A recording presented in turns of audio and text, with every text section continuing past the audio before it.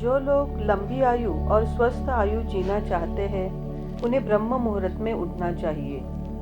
सूर्योदय से ठीक 4-9 मिनट पहले यह चमत्कारिक समय, इसका ठीक से उपयोग करना अगर आप लोगों को आ गया तो कुछ ही समय के पश्चात आपके जीवन में आए परिवर्तन को देखकर आप दंग रह जाएंगे और आप अपने किसी भी लक्ष्य को आसानी से पा लेंगे।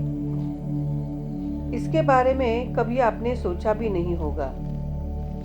अर्थात ब्रह्म मुहूर्त में उठने से व्यक्ति को कमल जैसी सुंदरता, धन, वैभव, स्वास्थ्य और लंबा आयुष प्राप्त होता है।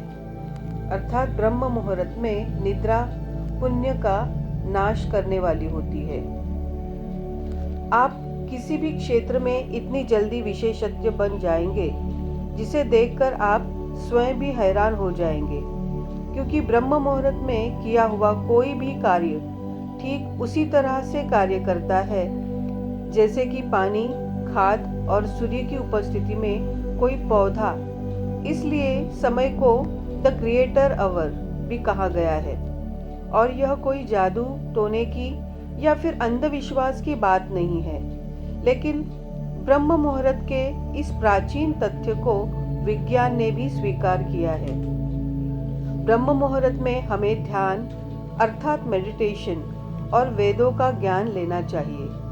अब आप सोचो, इतना कठिन कहा जाने वाले वेदों को इतना महत्व ऋषि मुनियों ने ब्रह्म मुहूर्त में ग्रहण करने को क्यों कहा? इसके पीछे एक बहुत बड़ा कारण रहा होगा। और हाँ, इसके पीछे एक बहुत बड़ा कारण है और सनातन धर्म के साथ साथ दूसरे धर्म के लोगों ने भी इस समय को प्रार्थना, धार्मिक अध्ययन, ध्यान, मनन, चिंतन और आयोजन के लिए महत्वपूर्ण माना है। और अब हम बताएंगे कि इस समय के दौरान ब्रह्मांड में क्या होता है। हम कोई भी शुभ काम अच्छा मुहूर्त देखकर ही करते हैं, शादी करना, गृह प्रवेश करना आदि।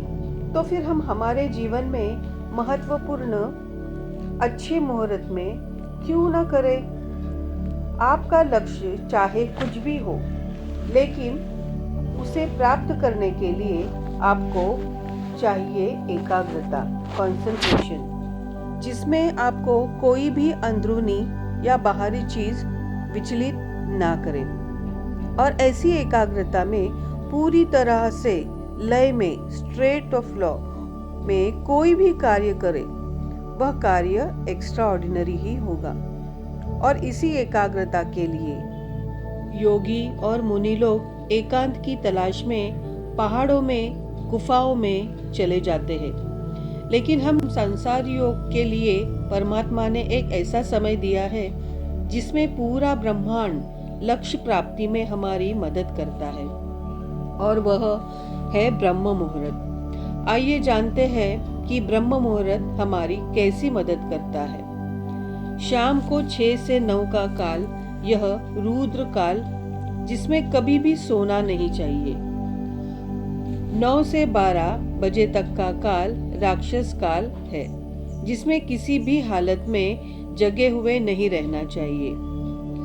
12 से 3 बजे का काल गंधर्व काल है, जिसमें हमें नींद आती है और 3 से 6 बजे मनोहर काल के दौरान हर हालत में बिस्तर छोड़ देना चाहिए, क्योंकि मनोहर काल के दौरान हमारे इस यूनिवर्स में कॉस्मिक एनर्जी यानी विश्व शक्ति का संचयन सबसे ज़्यादा होता है और इस दौरान किया गया मेडिटेशन इतना पावरफुल होता है कि आपको कुछ दिनों के अंदर ही एक्सपीरियंस होने शुरू होंगे।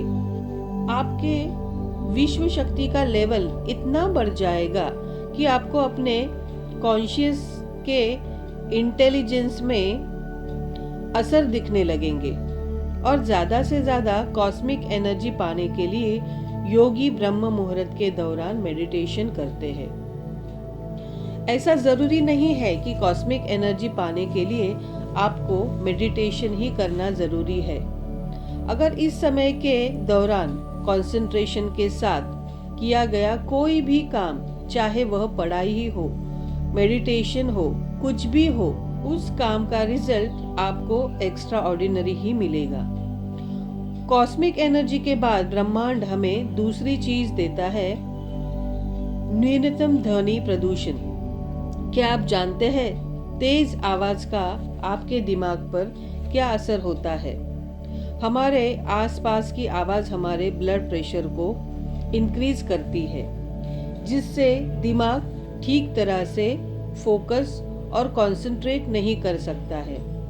और जब बात फोकस और कंसंट्रेशन की आती है तो छोटी छोटी बातें भी अपना महत्व रखती है। और सुबह के समय शांत वातावरण में कोई भी कार्य करते हैं तब हम कम समय में बहुत ही ज्यादा प्राप्त करते हैं। तीसरा है शुद्ध वातावरण। क्या आप जानते हैं कि ब्रह्म मुहूर्त के समय हमारा वातावरण सबसे प्योरेस्ट फॉर्म में होता है। सुबह के समय वातावरण में 41% ऑक्सीजन रहता है और मात्र 4% कार्बन डाइऑक्साइड रहता है। आप जानते हैं शुद्ध हवा से बहुत ही फायदे होते हैं। सबसे बड़ा फायदा यह है, शुद्ध हवा हमें देता है तेज मस्तिष्क और शक्ति। अब हम देखेंगे कि हमारा शरीर ब्रह्म मुहूर्त में हमें किस तरह से सहयोग करता है। हमारा शरीर सूर्य, जल, आकाश, वायु, अग्नि इन तत्वों से बना हुआ है और इन्हीं 5 तत्वों को मिलने से हमारे शरीर के मुख्य शक्ति का निर्माण होता है। वायु और आकाश से वात बनता है, अग्नि और जल से पित्त बनता है, जल और पृथ्वी से कफ बनता है। शाम को 2 से 6 तक वात शक्ति हमारे शरीर में काम करती है। इस समय के दौरान हमें रचनात्मक और बौद्धिक कार्य करने चाहिए, लेकिन वात शक्ति के दरमियान हमें मस्तिष्क से जुड़े हुए कार्य करने चाहिए। वह हमारे ऐसे चक्र को जुड़ी हुई होती है जो आध्यात्मिक चेतना को बढ़ाता है, हमारी भावनाओं को शुद्ध भक्ति, प्रेम और ईश्वर की निष्ठा की ओर मोड़ता है। इसका प्रतीक हिरण है। अत्यधिक ध्यान देने और चौकन्ने का प्रतीक है। सबसे खास बात, इस चक्र की देवता शिव और पार्वती है। शिव चेतना और पार्वती प्रकृति की देवता है, जिससे हमें ब्रह्म का ज्ञान होता है। और दूसरे चक्र का नाम है अनाहत चक्र। और जब ब्रह्म मुहूर्त में वात शक्ति हमारे शरीर में प्रवाहित होती है, ऐसे समय में हमें कोई बौद्धिक कार्य करे तो वह अनाहत चक्र भी अपना प्रभाव दिखाना शुरू करता है। अनाहत चक्र हल्का नीला आकाश का रंग है। अनाहत का रूप तत्व वायु है। यह है स्वतंत्रता और फैलाव का प्रतीक, आकाश का प्रतीक, अनंतता का, जो हमारे ज्ञान को अनंत तक फैलने की मदद करता है। अनाहत चक्र से उदय होने वाली दूसरी शक्ति संकल्पक शक्ति है। यह इच्छा पूर्ति की शक्ति है। आपका अनाहत चक्र जितना अधिक शुद्ध होगा, उतनी ही शीघ्रता से आपकी इच्छा पूरी होगी। अच्छी गहरी नींद के बाद ब्रह्म मुहूर्त में मस्तिष्क अपेक्षा करता है ज्यादा शांत और क्रियाशील होता है। यह एक ऐसा समय है जब ब्रह्मांड और हमारा शरीर सकारात्मक ऊर्जा से भरपूर होते हैं।